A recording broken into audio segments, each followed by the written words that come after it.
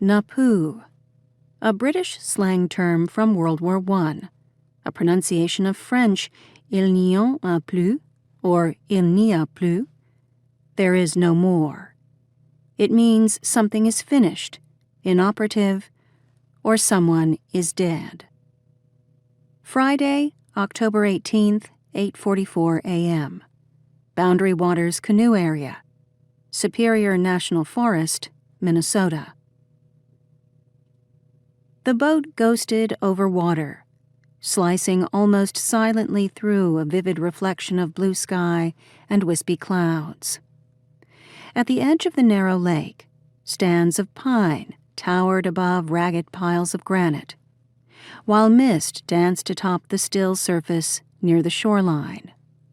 High overhead, a raptor glided, wings outstretched, riding the upper-level wind, its prey safe far below.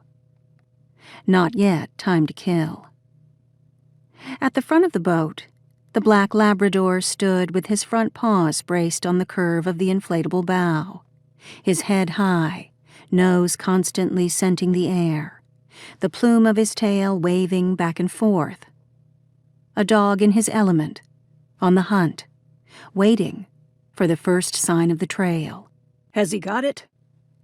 Meg Jennings, search and rescue dog handler for the FBI's Human Scent Evidence Team, took her eyes off her dog just long enough to glance over her shoulder at the man clad in a wetsuit, buoyancy control vest, and air tank, sitting farther back in the boat.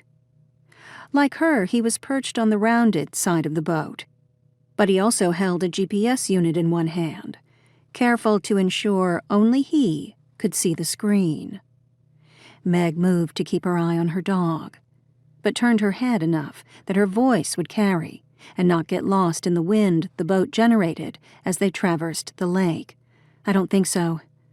I'm still learning Hawk's signs for a water-based search, but based on his physical stance, he hasn't picked up anything yet. Meg turned her attention back to Hawk and tightened her hold on the leash, wrapping it around her hand one more time. An experienced search and rescue dog, Hawk had done water searches before, as he had after Hurricane Cole struck the eastern seaboard the previous year. But those had really been transports over water to get to land searches.